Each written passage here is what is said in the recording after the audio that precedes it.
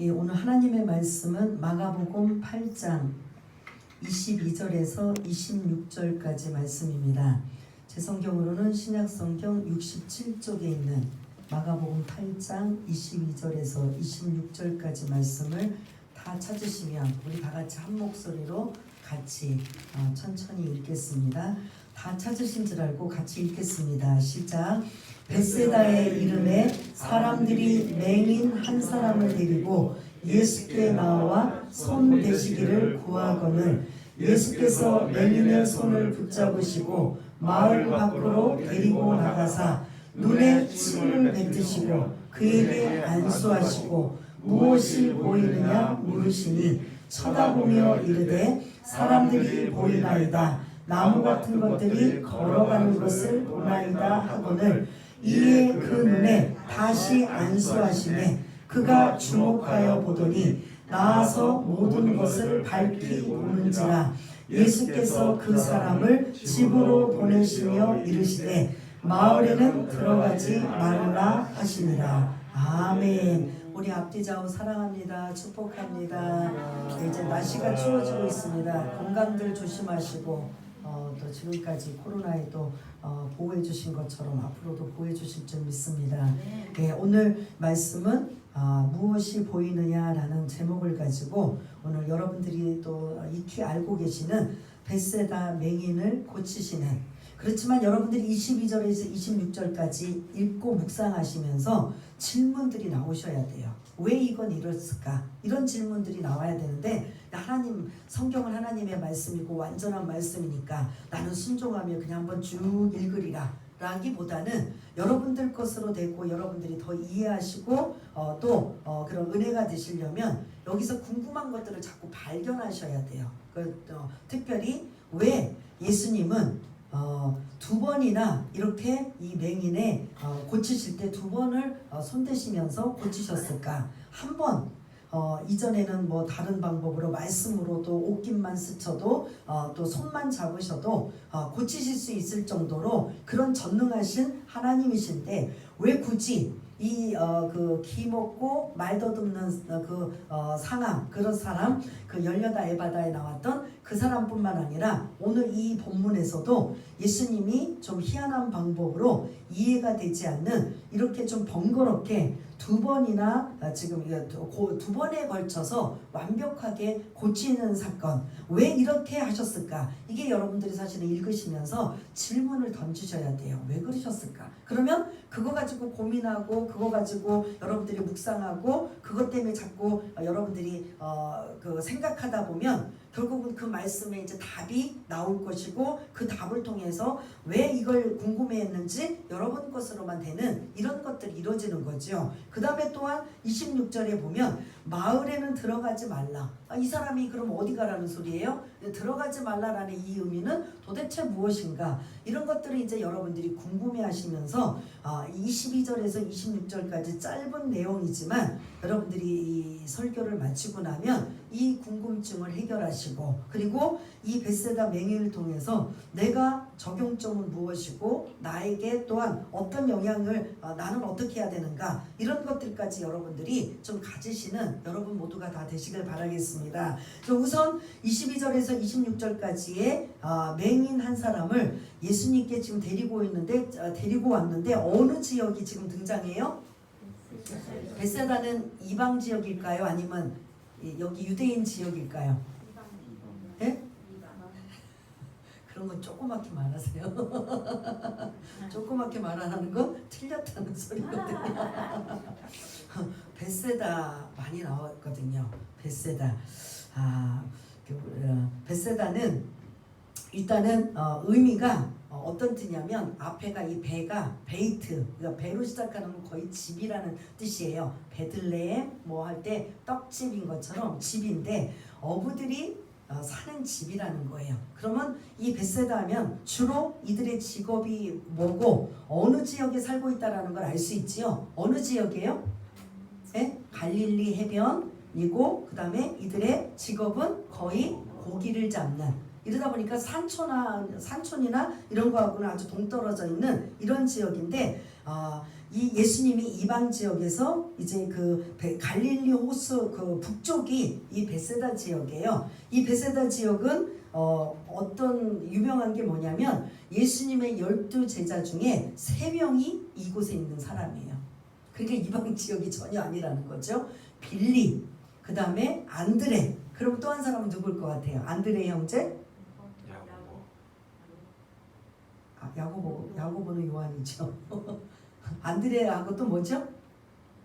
그 유명한 수사도 수제자 베드로의 고향이 이곳이에요. 그러니까 이 베세다는 이 12명의 제자 중에 3명이 여기서 이제 고기를 잡고 있는 이들에게 나를 따르라 라고 부르셨을 때 이 제자들이 따라왔던, 그래서 12명의 제자 중에 3명이나 있고, 예수님이 이쪽 갈릴리 사역을 주로 하실 때 피곤하고 힘드시고 좀 이렇게 쉬시려고, 복음 전하시다가 쉬시려고 하면 주로 이 베세다 지역에 와서 잠시 쉬었던 지역. 이제 예루살렘 지역에서 활동하실 때는 어느 지역에 잠깐 들리셔서 쉬셨죠? 여기는 모르니까 어딜 것 같아요? 예루살렘 들어가셨다가 또 이제 저녁 때가 되면 항상 나오셔가지고 누구 집에 들어가셔서 좀 쉬셨다가 또 아침 되면 또 다시 예루살렘으로 들어가시고 하시는 지역 혹시 생각나시나요?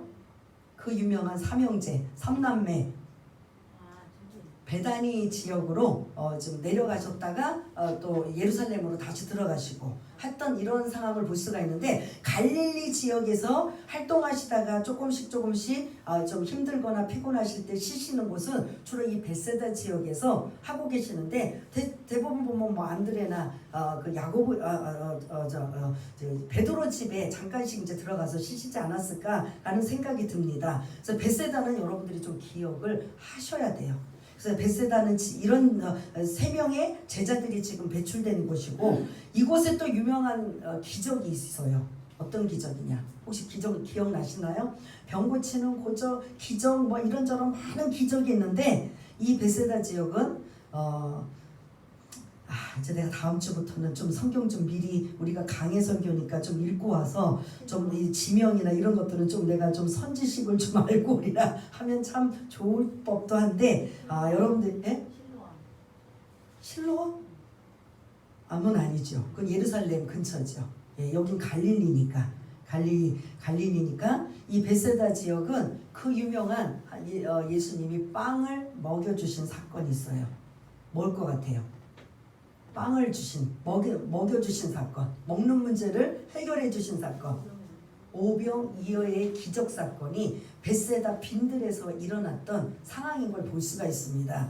이러다 보니까 이 베세다는 그 갈릴리 지역에서 어떻게 보면 중요하게 자리를 잡고 있는 상황이에요. 이 베세다 지역에서 그 엄청난 오병이어의 기적뿐만 아니라 각종 질병을 고쳐주시고 여러 가지 많은 사역들을 했던 이 지역이면, 그 베세다는 믿음이 좋았다 안 좋았다 이 정도면, 베세다를 수시로 왔다 갔다 하시고 이 엄청난 오병이어의 기적도 행하시고, 이제 이 베세다 지역은 예수님을 모르는 사람도 없어요. 그러다 보니까 이 베세다는 믿음이 좋아서 모두가 그냥 예수님을 따르고 예수님을 추종하고 했었다 안 했었다?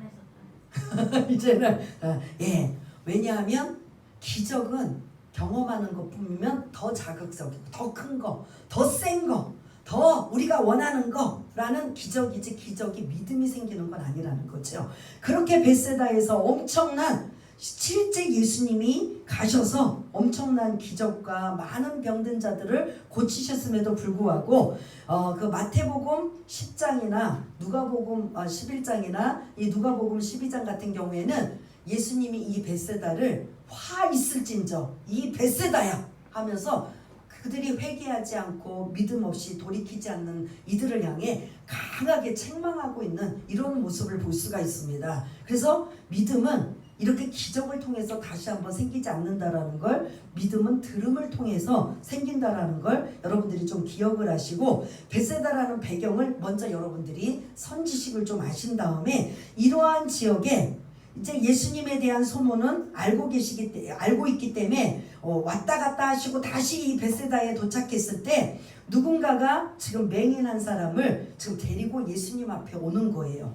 맹인을 데리고 왔다라는 이 의도는 우리 생각으로는 예수님은 못 고칠 병이 없으신 하나님이시기 때문에 이제는 누구든지 그런 정상적이지 못한 사람들은 다 데리고 올 수 있다라고 생각할 수 있어요. 근데 여기서 특별히 맹인을 데리고 왔다라고 하면 유대인들의 이 사고 생각으로는 특별한 의도를 가지고 있다라는 거예요. 구약 전체는 누가 오실 분을 예언한 거예요? 메시아 되시는 예수 그리스도, 그러니까 꼭 예수 그리스도 아니지만 메시아가 되실 분을 오실 분을 예고하시는데 그분이 오시면 뭐를 하시냐 이거죠. 그래서 이사야서 35장에 보면 다른 일도 하시지만 그분이 오시면, 그 메시아가 오시면 귀머거리가 듣게 되고 눈먼 자가 보게 되고 저는 자가 사슴같이 뛸 것이다라는 그 예언을 우리는 모르지만 이 유대인들은 알까요? 모를까요? 알아요.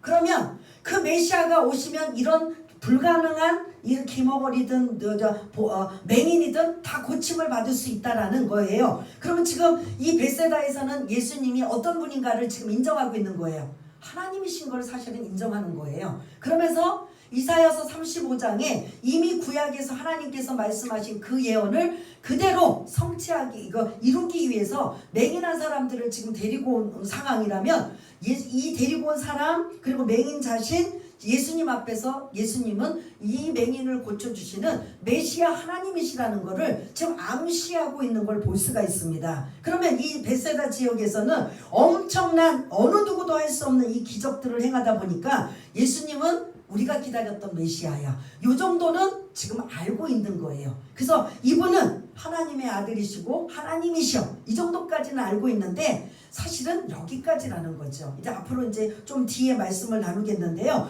맹인을 데리고 왔다라는 건 우리는 모르지만 이들은 이사야서 몇 장 몇 절을 기억하고 있어요. 35장 5절 6절을 알고 예수님 앞에 지금 이 맹인을 데리고 오는 거예요. 고쳐달라고. 당신이 우리가 기다렸던 하나님이십니다. 메시아이십니다. 그러니 그때 귀머거리도 이미 이전에 고쳤어요, 안 고쳤어요? 열려라 에바다고 고치셨잖아요.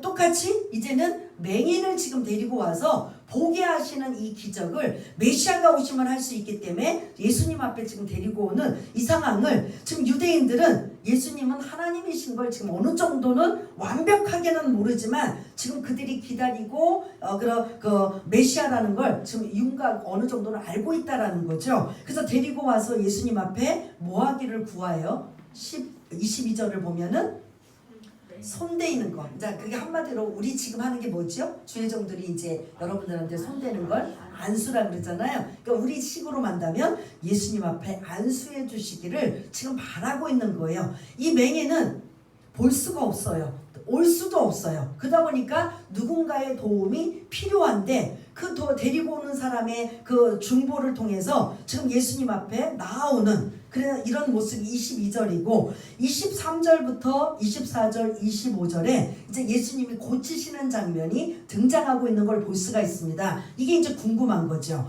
23절 예수께서 맹인의 손을 붙잡으시고 어떻게 하셔요? 벳세다 마을 밖으로 지금 나가셔요. 어떻게 보면 이 사람 지금 이렇게 두 가지로 치료법을 하시는 게 좀 이 사람을 배려하기 위해서 하시는 방법이기도 하고 침은 뭐 옛날에 약이 없으니까 침으로 이제 바르는 그런 약 역할도 하지만 다른 의미로 그 침 뱉는 건 어떤 의미를 말해요? 안 좋은 의미를 갖추고 여러분들도 만약에 침을 뱉는다고 한다면 어떤 의미를 가져요? 그거는 좀 그 배려 차원이 아니잖아요. 좀 저주하거나 좀 나쁜 표현이잖아요. 근데 이러한 것들을 모든 마을에 있는 사람들이나 이런 것들을 보이지 않고 지금 마을 밖으로 데리고 나가셔서 눈에 침을 지금 뱉으신 거예요. 근데 이거 보면 여러분 이해가 되세요? 예수님의 침을 지금이라도 여러분들 그거 받고 싶으세요? 지금이라도 예수님 계시다면? 좀 이상하잖아요. 어떻게 됐든. 침을 뱉으시고 지금 이제 질문을 하셔요. 보이느냐? 무엇이 보이느냐? 그런데 이 아무것도 안 보였던 캄캄한 맹인이 24절에 뭐라고 해요? 보여요 안 보여요? 보여요.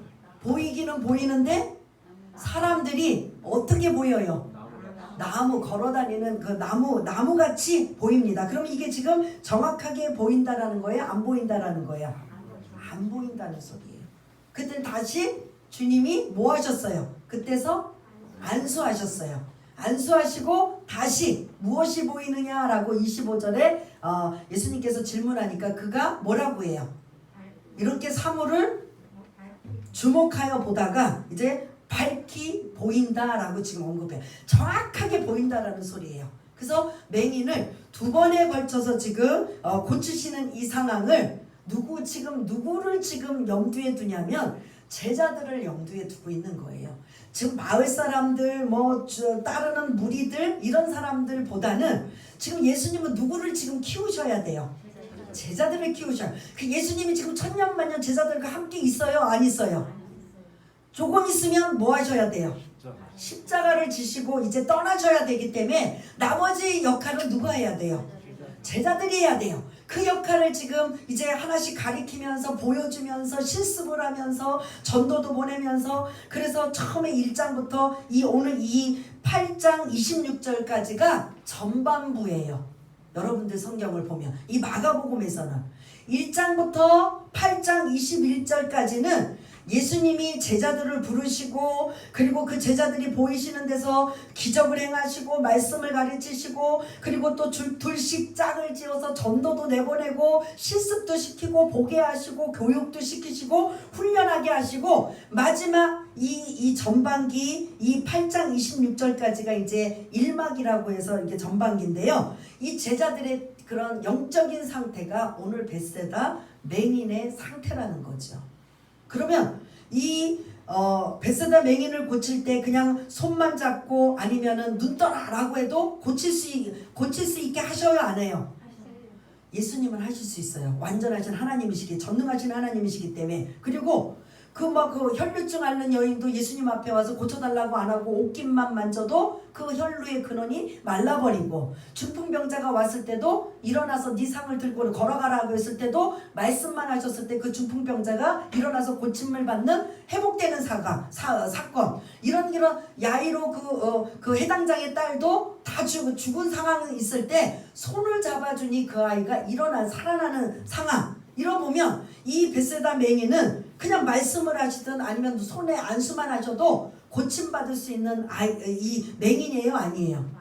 그럼에도 불구하고 굳이 이렇게 왜 두 번이나 이렇게 침을 뱉으시고 한 번은 안수하시면서 두 번에 걸쳐서 고치셨는가? 이건 사실은 영적인 의미는 벳세다 맹인을 통해서 제자들의 영적인 상태를 지금 보고 계시는 거예요. 제자들은 지금 예수님이 어떤 분이라는 걸 알아요. 하나님이시라는 걸 알아요. 오늘 이 말씀도 김어버리 사건도 이 오늘 맹인 사건도 이사야서의 35장에 있었던 그 말씀이 그대로 이 메시아가 오셔서 이 예수님이 오셔서 하나님이 되셔서 이걸 고치시는구나 라고 그들은 거기까지는 예수님이 하나님이신 걸 알고 있는 거예요. 근데 그 다음에 다음 단계 예수님은 이제 뭐를 하셔야 돼요? 십자가를 지셔야 되는 이 상황을 제자들은 그거를 받아들여요? 못 받아들여요? 못 받아들이는 거죠.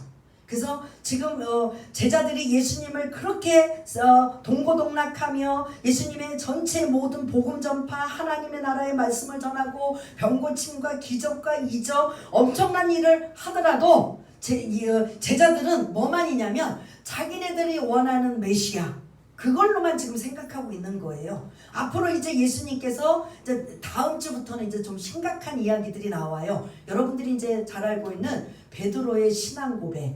너희는 나를 누구라고 하느냐. 이제 본격적으로 예수님이 십자가에 죽으실 것을 이제 다음 주부터 본격적으로 언급하고 계시는 걸 볼 수가 있습니다. 그러나 오늘 이 26절까지는 전반기의 과정. 예수님이 제자들이 예수님을 따라다니면서 예수님을 어디까지 알고 있는가. 오늘 첫 번째 보이기는 보이는데 어떻게 보여요? 흐리게 희미하게 나무 같은 것들이 걸어다니는 걸 보입니다. 이게 저와 여러분들의 모습 아닌가. 예수님 여러분들이 지금은 우리가 이제 막 구원에 관한 강조를 하고 있고 구원이 우리의 핵심이기 때문에 여러분 예수 믿으셔야 구원 받으십니다.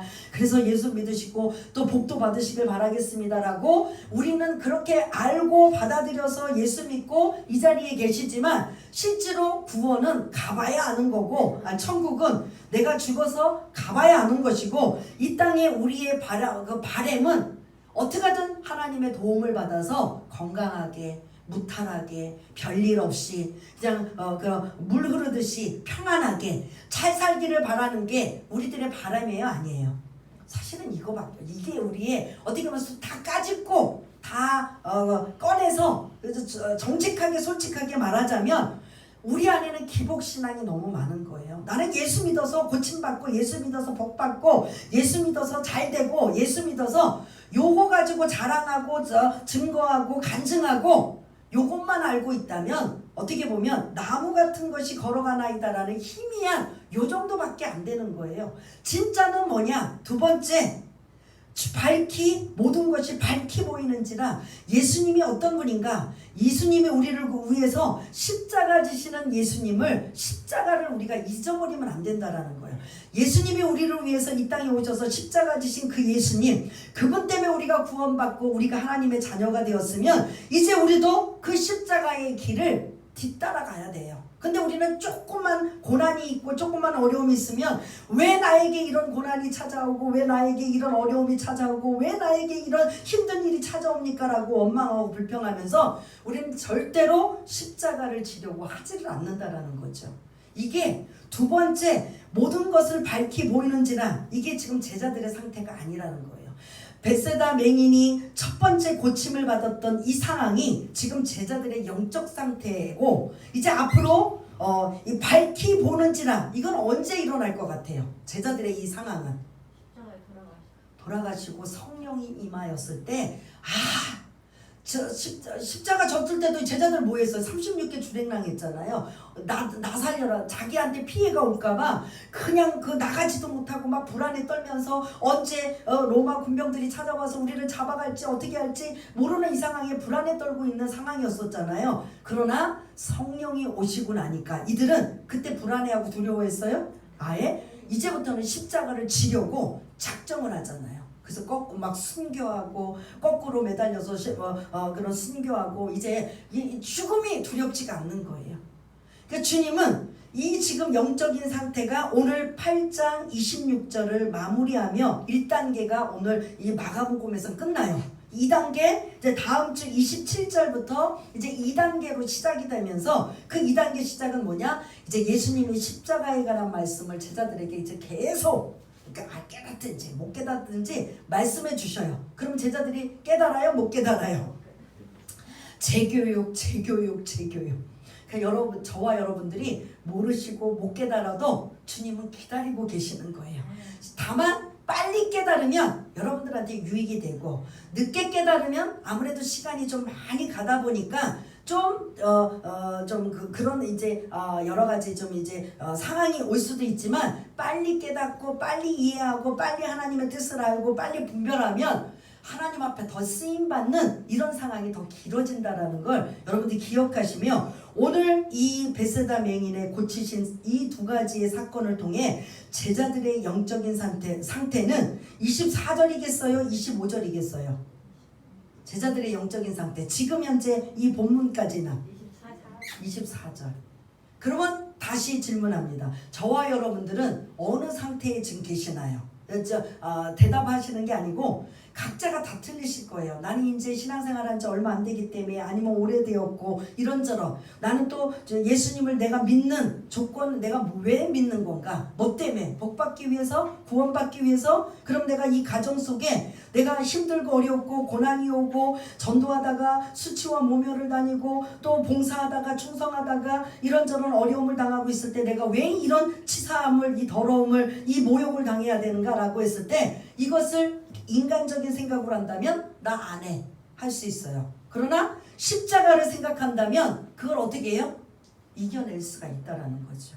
그래서 내 신앙이 나 안에 인간적인 신앙으로 볼 때는 다 깨부시고 다 다시 시작하고 안 보고 새롭게 하고 다 할 수 있지만 하나님은 그렇게 우리를 원하시는 게 아닌 거죠. 넘어져도 실수해도 그 십자가, 주님이 나를 또 한번 테스트했는데 내가 한번 넘어졌구나, 또 내가 좌절했구나, 내가 또 믿음이 없었구나 하면서 다시 그 십자가를 붙잡고 나가기를 원하시는 게 주님이 우리를 향한, 제자들을 향한 마음이라면 우리들에게도 그걸 요구하고 계신다라는 거죠. 여기 계신 분들 중에 사실은 초신자는 별로 없으시고 신앙생활 오래 하신 분들이 대부분인데, 여러분들에게 사실은 유익하고 좋은 일만 있어야 되겠지만 때로는 그렇지 않는 일들이 있다 할지라도 여러분들은 뭐를 생각해요? 나를 위해서 십자가 지신 그 예수님을 생각하며 할 수만 있다면 내가 그 십자가의 길을 이게 감히 십자가라고는 내 형편에 십자가라고는 말할 수 없지만 내가 그 뒤를 따라가리라 라고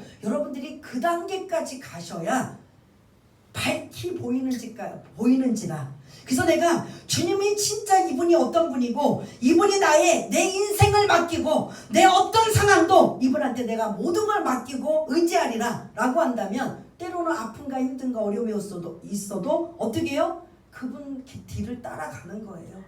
왜냐, 그 힘들고 어려운 길을 누가 먼저 행하셨어요? 예수님이 그 십자가의 길을 행하셨기 때문에 우리는 뒤에서 계산해요. 주판을 튕겨요. 이거 내가 해야 돼 말아야 돼, 이거 나한테 좀 손해인데, 이거 이렇게 하면은 이것도 사람들이 나를 또 무시함을 당할 텐데, 이거 뭐 이렇게 하고 주판을 튕기는 걸 주님은 원하지 않으셔요.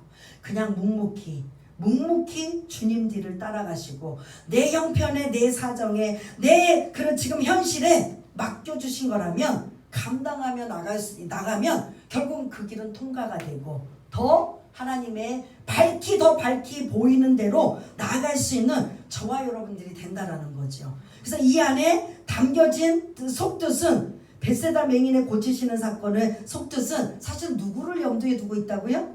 제자들을 염두에 두고 있고, 이 제자들의 지금 영적인 상태는 몇 절에 있다? 24절에 있다. 그래서 앞으로 이제 25절까지 되면 이분이 나를 위해서 죽으셨고, 이분이 나를 위해서 내 죄 문제를 해결하셨고, 이분이 저주받을 십자가를 지실 분이 아니심에도 불구하고 나 때문에, 벌레만도 못한 나 같은 죄인 때문에 지셨구나. 그게 성령이 임하여 그 성령의 능력으로 이제 나는 그 주를 위해서 죽을지라도 내가 그 주만 따라가리라. 이 고백이 제자들의 이제 마지막 사도로서 고백이 되고 그 길을 갔던 것처럼 지금 저와 여러분들에게 그러면 이 제자들의 이 전환점은 누가 오셔서 이렇게 바뀐 거예요? 성령님이 오셔서. 그럼 지금 저와 여러분들에게는 성령님이 지금 이미 오셨어요, 안 오셨어요? 예수 믿고 구원받은 저와 여러분들 안에는 다 지금 성령님이 계셔요, 안 계셔요? 근데 그 성령님을 여러분들이 어느 정도 영향력을 끼치냐는 거죠. 여러분 귀찮게 하셔요. 성령님 인정합니다. 성령님 환영합니다. 여러분들 사업하고 누구를 만나고 어떤 중요한 결정을 하고 어떤 어려움에 처하고 뭐 할 때마다 누구를 해요? 성령님의 도우심을. 그래서 저는 이 자리가 너무나 두렵고 떨리기 때문에 아침에 와서 일찍 와서 기도하면서 또 이 자리에 묵도하기 전에도 마무리 뭐 하냐면 성령님 인정합니다. 환영하며 의지합니다. 저를 말씀의 도구로 사용하여 주시고 이 시간에 하나님 사용하여 주옵소서. 성령님 그냥 SOS 저는 속으로 계속 성령님 도와주세요. 성령님 도와주세요. 제 짧은 지식, 짧은 생각, 짧은 언어 이것 가지고 제가 무엇을 할 수 있겠습니까? 주님, 저 성령님 좀 사용하여 주옵소서. 부족하지만 그렇게 해서 이렇게 매주간에 이렇게 말씀을 나누고 은혜를 나누고 있는 것처럼 여러분들 성령님의 도우심을 받아 고난도 함께하고 십자가의 길을 걷는 길에 여러분들이 예수님이 어떤 분이시고 그 예수님이 나에게 어떤 분이신가를 여러분들 다시 한번 이 말씀을 통해서 깨달으시길 바라겠습니다. 이제 그걸 가지고 우리가 다음 주부터 이제 구체적으로 십자가에 갈, 여러분들이 사실은 십자가보다는 부활을 더 좋아하시고 좋은 것, 그런 은혜 받고 복 받는 걸 좋아하시지만 정말 이 십자가의 은혜와 능력이 없이는 부활의 능력도 없다라는 걸 잊지 마시길 바라겠습니다. 그래서 본격적으로 27절부터는 마가는 이제 바빠요. 이 16장까지 마무리하면서 어떻게 하냐면 예수님이 이제 십자가 지시고 이제 부활하시는 이 장면까지 기록하기 위해서 이제 27절부터는 본격적으로 어떤 단어가 계속 언급해 나와요? 십자가라는 단어가 이제 계속 나올 거예요.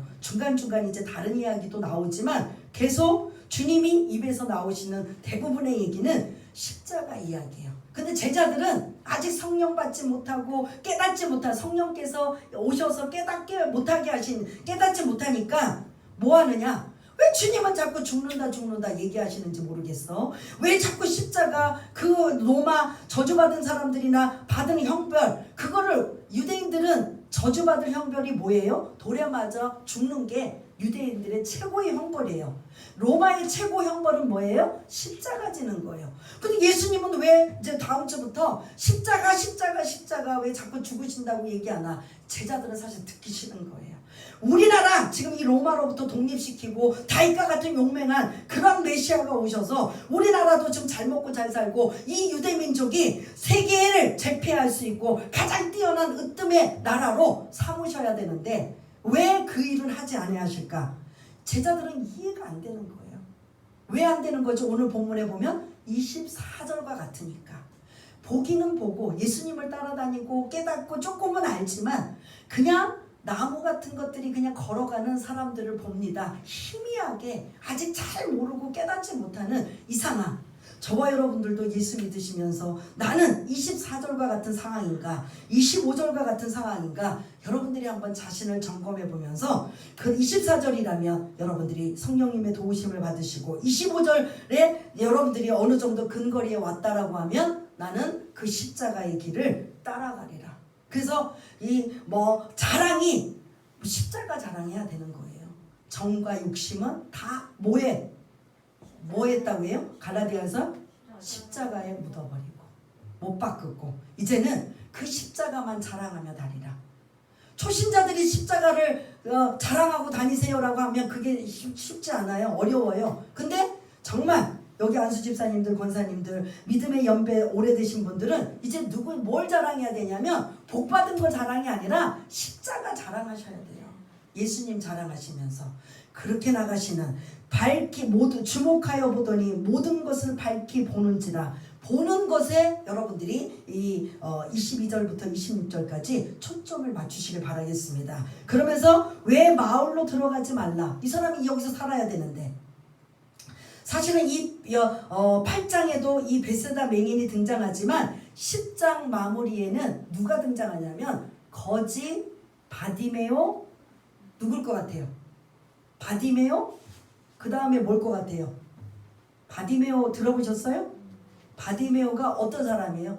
거지예요. 구걸해요. 근데 이 사람이 어떤 상태예요? 맹인인 거죠. 근데 이 사람은 고침받아서 어떻게 하는 줄 아세요? 즉시 예수님을 따라가니라. 이런 단계가 되는 거죠. 이거 밝히 보니까 내가 지금 이게 내 마을로 들어가고 내 집에 들어가서 잘 먹고 잘 살 게 아니라 이분을 내가 따라가리라. 그래서 즉시 이제 나중에 12명의 제자는 아니지만 무리 중에 따라다니는 일부의 제자 안에 이 바디메오 소경도 일부가 돼요. 그러나 오늘 베세다 맹인은 이제 영적인 제자들의 상태를 언급하면서 지금까지는 기적과 이적과 엄청난 놀라운 일을 하나님으로서 예수님이 하신 일을 본 이들은 아직까지 24절에 머물고 있지만 이제 계속 재교육시키고 또 교육시키고 가르치시고 또 가르치셔서 제자들이 이제 나중에는 밝히 보는 단계까지 와서 십자가의 길을 따라갈 수 있는 이 길이라면 이게 하나님께서 우리들에게 이 말씀을 듣고 계시는 저와 여러분들에게도 똑같이 주시는 말씀인 줄 믿습니다. 이 말씀대로 우리가 복자랑도 좋지만 십자가 자랑을 더 많이 할 수 있는 저와 여러분 모두가 되기 원하며 우리 한번 반주에 맞춰서 빨리 오세요. 반주에 맞춰서 우리 한번 나의 신앙은 어떤 상황인가? 주님 앞에 은혜 받고 또 복도 받고 많은 사랑을 받았는데 나는 24절과 같이 그냥 희미한 이러한 믿음으로 내가 지금 신앙생활하고 있는가? 아니면 정확히 알아서 내가 어떤 상황이 온다 할지라도 모든 것을 밝히 보아서 그 주님을 뒤따라갈 수 있는 십자가의 길을 뒤따르고 십자가를 자랑하고 십자가를 드러낼 수 있는 이런 믿음의 사람인지 우리 한번 반주에 맞춰 기도할 수 있는 저와 여러분 모두가 다 되시길 바라겠습니다. 다 같이 기도하겠습니다.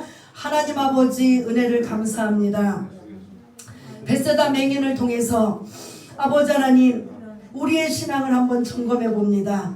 제자들은 지금 주님을 따라다니며 주님께서 하신 오병이어의 기적, 병 고침, 귀신을 쫓아내고 자연을 잠잠케 바다를 잠잠케 하시고 자연도 다스리고 계시는 이 하나님, 이들이 따라다니면서 이들은 무슨 생각을 하고 어떤 마음을 가졌을까요? 여전히 주님 곁에 있으면 복받고 여전히 주님 곁에 계시면은 우리가 편안하고 우리는 걱정할 것이 없어라고 거기까지만 생각할까요?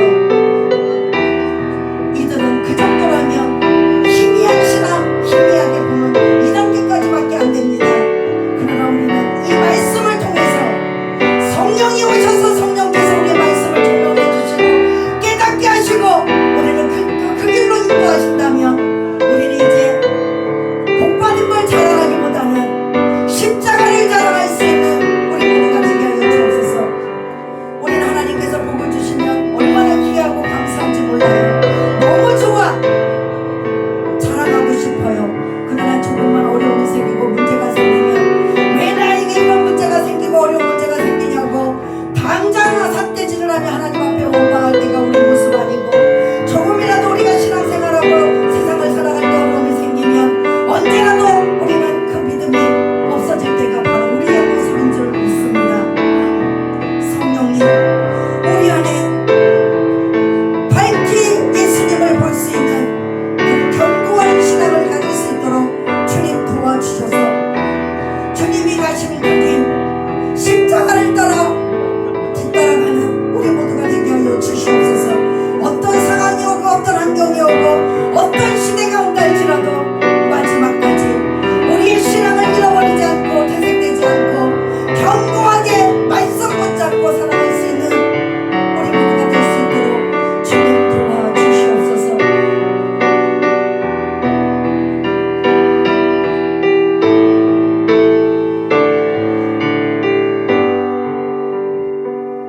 하나님 아버지, 오늘 본문에 있는 말씀까지 마가복음의 전반기라면 제자들의 영적인 상태를 본다면 반쪽짜리밖에 되지 않는 신앙입니다. 예수님은 하나님이시고 그분이 오셔서 모든 병든 자를 고쳐주시고 이렇게 어렵고 힘든 자들과 함께 하시는 이런 메시아로만 알지, 앞으로 그들이 상상도 못하는 십자가를 지시고 모든 죄인을 구원케 하시는 놀라운 일을 하는 이 일을 미리 제자들에게 알리고 예고하지만 그들은 듣지도 않고 이해도 되지 않고 깨닫지도 못하는 상황에 주님은 늘 책망하시면서 또 가르쳐 주시고 가르쳐 주십니다. 이게 우리들의 모습 아닌가요? 우리 안에 알고는 있습니다. 십자가를 져야 된다는 건 알고는 있지만 현실에 우리 앞에 닥친다면 우리는 그 십자가를 감당하지 못해서 벗어나고 싶고 도망가고 싶고 떼어버리고 싶은 그것이 우리들의 어떻게 보면 마음인 줄 압니다. 진짜 백이라면 주님을 따라가는 어떠한 십자가가 우리 앞에 온다 할지라도 십자가를 지신 그 예수님을 뒤따라가는 우리 모두가 될 수 있도록 주님 도와주시옵소서. 그 신앙 그 믿음으로 살아갈 수 있도록 주님 도와주시옵소서. 모든 것 감사드리오며 사랑이 많으신 예수님 이름으로 기도드리옵나이다. 아멘.